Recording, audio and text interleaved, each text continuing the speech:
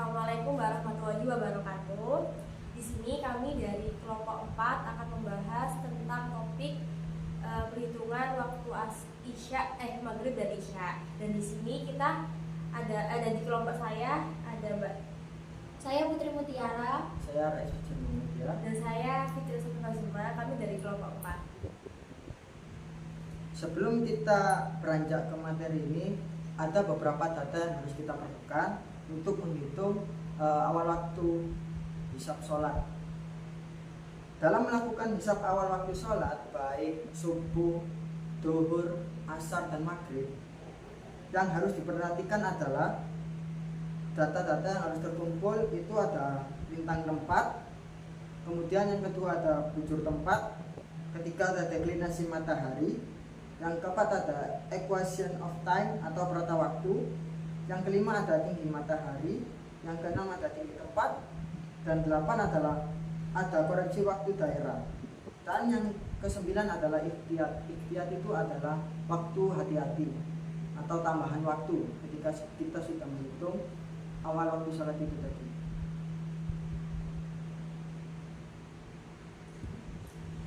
Dalam melakukan perhitungan awal sholat, prosedurnya sebagai berikut. Yang pertama yaitu kita mencari kota atau tempat dan waktu tanggal yang akan dihitung awal waktunya.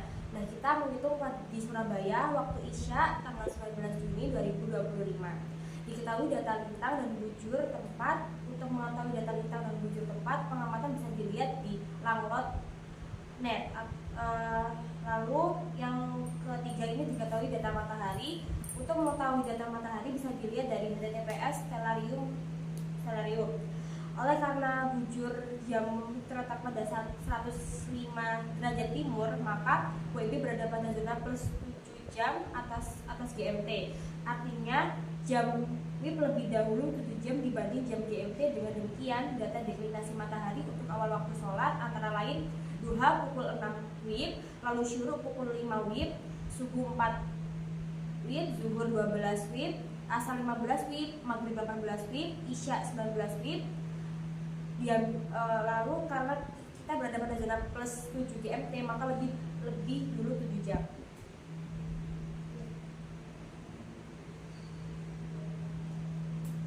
Yang selanjutnya di sini ada deklinasi matahari pada pukul 18.00 di sini dengan deklinasinya 23 derajat.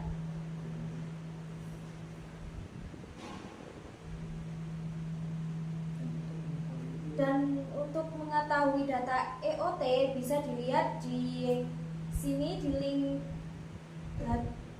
time and date. Jangan lupa lokasinya di sini Surabaya.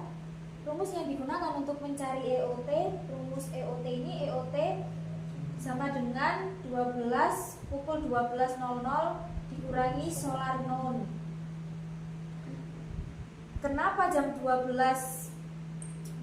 Karena waktu kulminasi rata-rata sekitar pukul 12.00. Jadi dikurangi waktu kulminasi nyata. Diketahui data tinggi matahari atau altitude, data ini juga bisa dilihat di time and date. Ketinggian tempat Surabaya di sini sekitar 2 sampai 5 dpl. Untuk data yang lebih akurat bisa melihat di https @google. Selanjutnya diketahui data koreksi waktu daerah KWD menggunakan rumus berikut.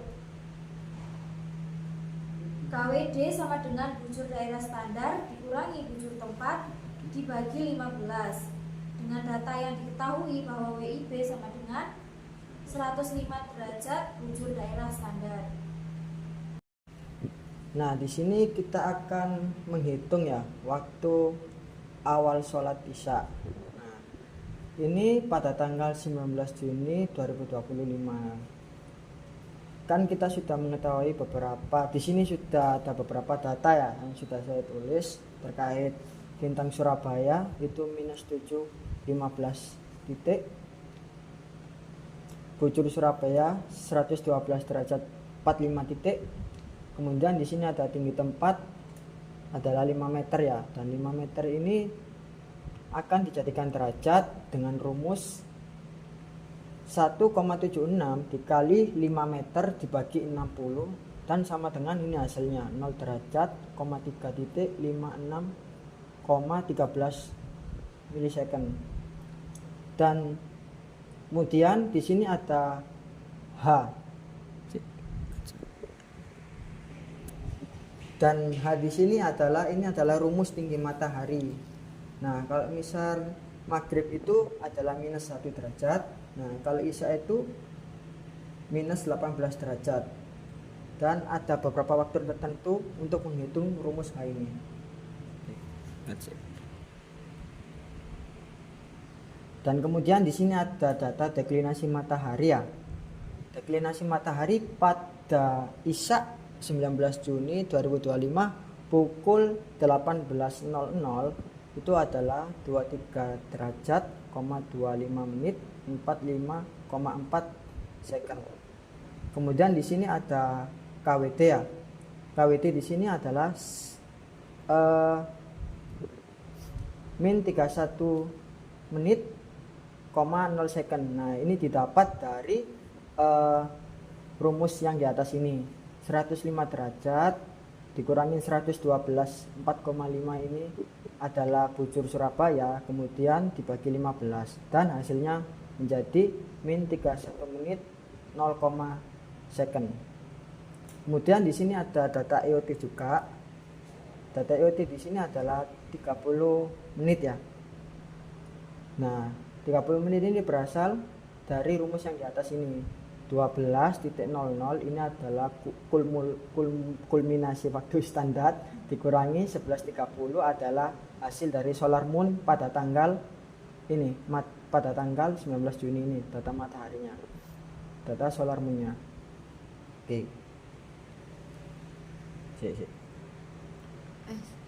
Nah, sebelum kita mengetahui awal waktu isya, kita harus menghitung sudut waktunya terlebih dahulu. Kemudian setelah kita menghitung sudut waktu, kemudian kita menghitung sudut waktu mataharinya. Nah, kita beralih ke sudut waktunya dulu. Untuk menghitung sudut waktu, di sini ada beberapa rumus ya. Cos T sama dengan minus tan, lintang Surabaya, tan, deklinasi matahari, plus sin H. Sin H ini adalah rumus yang tadi itu, rumus ketinggian matahari, kemudian dibagi cos lintang Surabaya, kemudian dibagi cos deklinasi matahari. Nah, setelah dihitung dari data-data yang di atas tadi sudah dimasukkan sini, pakai aplikasi yang namanya mana ya? Nah, aplikasi kalkulator kalkes apa sih bacanya? Ya itulah pokoknya aplikasi buat menghitung derajat lah. Nah, setelah dihitung pakai aplikasi ini, kemudian hasilnya itu ada ini.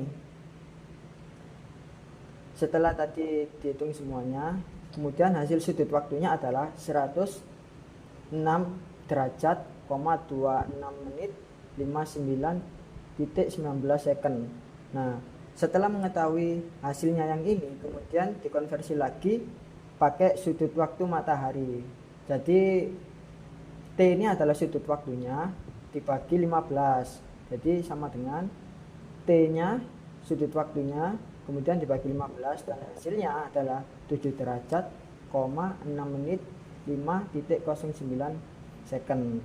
Nah, setelah sudah mengetahui data sudut waktu dan sudut mataharinya, kemudian kita bisa beranjak ke penghitungan awal waktu isya-nya di sini.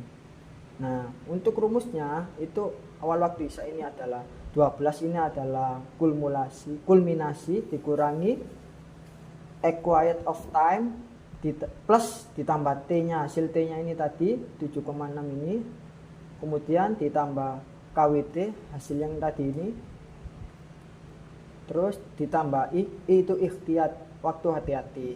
Nah, kita coba hitung di sini. Nah, kita masukkan dulu kulminasinya adalah jam 12,000, EOT-nya adalah 30 menit. Nah, 12 dikurangi 30 menit sama dengan 11.30. Nah, kemudian kita masukkan data T-nya yang sudah kita hitung tadi adalah 7 derajat, 6 menit, 5.09 second. Kemudian ditambah antara yang hasil EOT ini sama T ini, dan hasilnya adalah 18 derajat 36 menit 5.09 second. Kemudian setelah dihitung hasilnya ini, kemudian ditambah dengan hasil KWD-nya sebanyak 00 derajat, 31 menit, 00 second. Ditambah hasilnya 18,36, 5.09 second. Kemudian ada tambahan waktu ikhtiar sebanyak 2 menit. Setelah ditambah dan hasilnya waktu isya adalah 18.38,5.9 second WIB.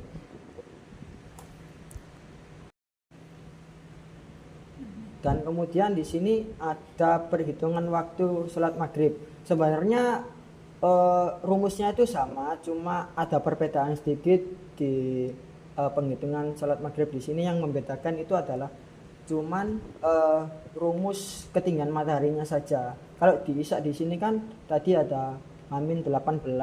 Nah, kalau di maghrib di sini adalah -1. Nah, gitu.